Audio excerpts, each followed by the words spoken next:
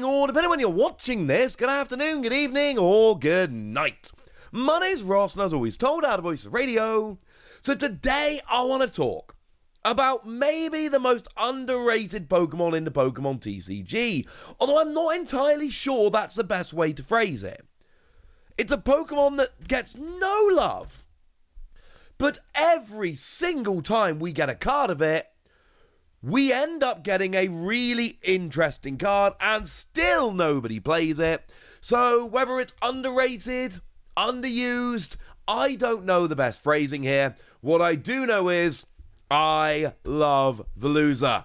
I think this Pokemon is awesome, and the designers of the Pokemon TCG keep giving us super interesting cards. We've had, 3 of them at this stage, but they've all been super duper interesting.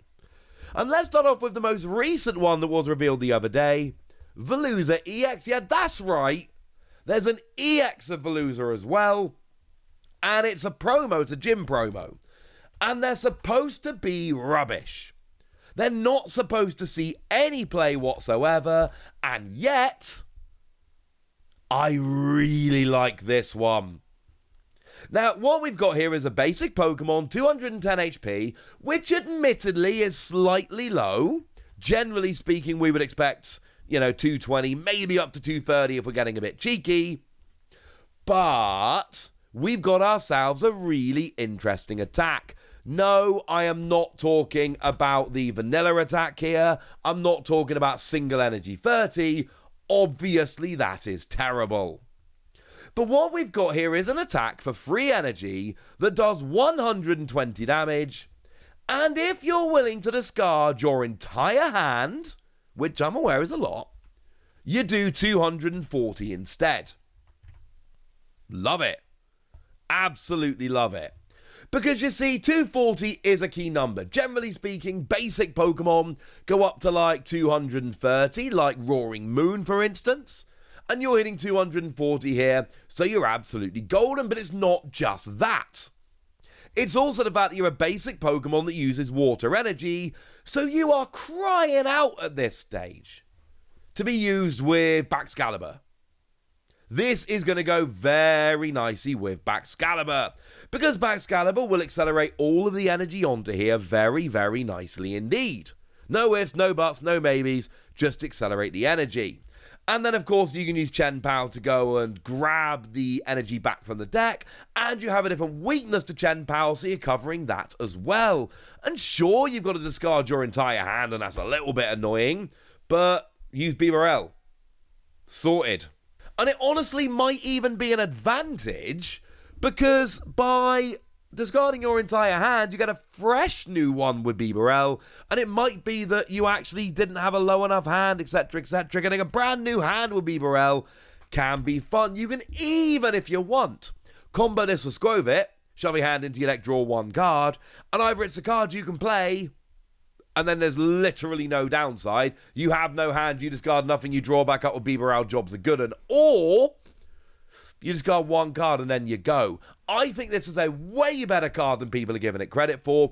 I think there is a lot of potential here, and I'm just saying I really, really like this. But that's not the only brand new Veluza I've shown you recently. Also, I said there were 3 different, there's obviously 4, because this is a brand new one that I showed you the other day.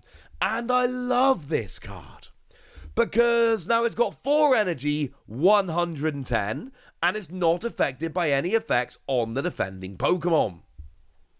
Okay, so it goes through anything and it does 110. Now, obviously, 110 for 4 energy, garbage. Even on a basic Pokemon.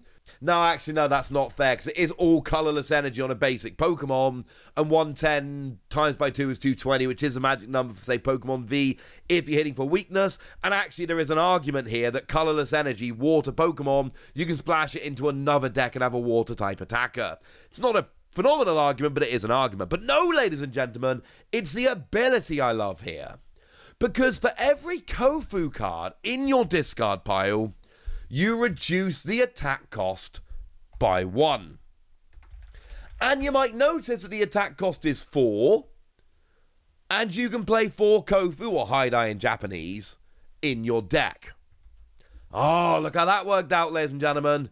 Look how that worked out. Now, all of a sudden, we're sitting here going, well, if I just get 4 Kofu in my discard pile, I don't need to muck about because I'm literally attacking for free.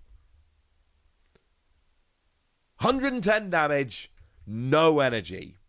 So I've just shown you the 2 brand new Veluza here, right? We got the EX that can do 240 for free energy as a basic Pokemon, which is pretty good. And we've got the regular one that can do 110 for 0 energy. Now, for most Pokemon, that'd be a bit of a coincidence, right? 2 good Pokemon, and bearing in mind, this is a Gen 9 Pokemon, this dude's pretty new. But no, because there's a couple of others here which are also very nice. We've got the one from Paldea Evolved, which for what it's worth did get a shiny in Paldean Fates, which I have because of a Whatnot stream where I pulled it from a pack, but the pack was actually unsold for weird reasons, and then I had to keep it. And I'm not upset anymore because I've turned out I love Veluza. But what we've got here is, now there's another terrible attack, single energy, 20 damage, nobody cares. But for 5 energy, water, treble colorless, 120 damage. Clearly that's not good. But if you have no cards in your hand, this attack can be used for 1 water energy. Now, firstly, you might be seeing a theme here. This actually connects to both of the cards I've shown you so far. Because 120 for a single energy, because I've reduced the attack cost, certainly sounds a lot like 110 for no energy because I've reduced the attack cost. Not exactly the same, but the same kind of deal here. But also, remember how Veluza EX makes you discard your entire hand? So you're going to be playing a deck whereby you're basically planning to have a nice low hand size so that you're not really losing very much, but you're able to build your hand size back up again? Yeah. You know what? This is starting to sound a lot like it's going to work with Veluza EX. And now all of a sudden I've got a really nice, decent, low energy attacker. Now what I will say is, as a slight counterpoint, Veluza EX clearly works best with Baxcalibur, and there's an argument you don't really need a low energy attacker if you're using Baxcalibur. But come on, being able to have a single energy attacker that you can go and use to take out a lower HP Pokemon, a support Pokemon, an evolving Pokemon, whatever, so that you can take the pressure off of having to get all the energy in Baxcalibur every turn, that's really good. And bearing in mind, turn 1, going second, empty your hand, boom! Single energy, 120. I do not recommend emptying your hand, turn 1, going second, because you're not going to have something like your Bidoof, your Bibarel actually rolling. You might have a Bidoof, but you need to evolve it up, is the point I'm getting at here. However, maybe you play Mew, and then you draw until you've got 3 cards in your hand, and then from there, you can get your Bibarel or something along those lines. It seems risky, all right? I am telling you it seems risky, but it does remain an option. As a side note, it's not easy, but it is possible to get 4 Kofu in your discard pile turn 1 going second, and then all of a sudden that new Veluza can do 110 turn 1 going second, which will KO basically anything but a basic EX or V. You will be able to get evolving Pokemon and support Pokemon and all of that good stuff. There's a lot of cool going on here. But wait, that's not even all the Veluza we've had so far. There is one more, and it did actually get an illustration rare, and it's a really interesting card. It is the Veluza that came around in Paradox Rift. Also, canonically, right, Veluza can literally, like, shed its flesh from its body. That's what you're seeing in the ridiculously good illustration rare. So, if it looks a bit weird, that is literally what Veluza's doing in that picture, and I cannot be the only one that thinks that is just a teensy-weensy bit creepy. Alright? But this is another super interesting card, because what you've got here is, if an ability, and a Kato artwork on the regular, which is my favourite of all the artworks we've got here. If this Pokemon is in the active spot and is knocked out by damage from an attack from your opponent's Pokemon, move up to 2 water energy from this Pokemon to one of your bench. we're conserving energy. Now, if it gets knocked out on the bench, this doesn't work. If it gets knocked out by damage counters or special conditions or any of that, it doesn't work. It's got to be in the active, KO'd by damage from an attack, all right? But that does not mean this is a bad attack that you're not going to be using. There is a lot of potential here. It's actually got a decent attack as well. 60 for free energy plus 20 for each water. So free energy 120. Yes, that is starting to sound really like Veluza only ever wants to do 120. Because seriously, the one from Paldea Evolved does 120. And this one does 120 if you've got the base free energy on there. And then the new one does 110. And then the EX does 120 plus 120. It loves 120. But the point is, this is a decent enough attack. Again, it's not phenomenal, but it will take out some weaker Pokemon. But then you're conserving energy. And it's only a single prize Pokemon. And round we go. We have got 4 Veluza that have come around since it came around in the TCG, since it made its debut. And all 4 of them have been super interesting cards. That cannot be a coincidence. And it's not a coincidence, incidentally. This is an extremely cool Pokemon, and I don't really know how to phrase it. It's kind of underrated, but then the card designers keep giving it good cards, but then nobody plays them.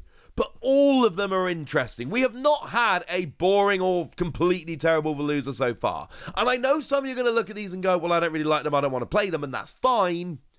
But every single one of these has a chance to be good at some point. Every single one of these has a bunch of potential and could see play in a bunch of decks. And that, ladies and gentlemen, is my point here. Not that all of these are ridiculous, phenomenal, game-breaking cards, but all of these are interesting and could end up being good, and that's my point.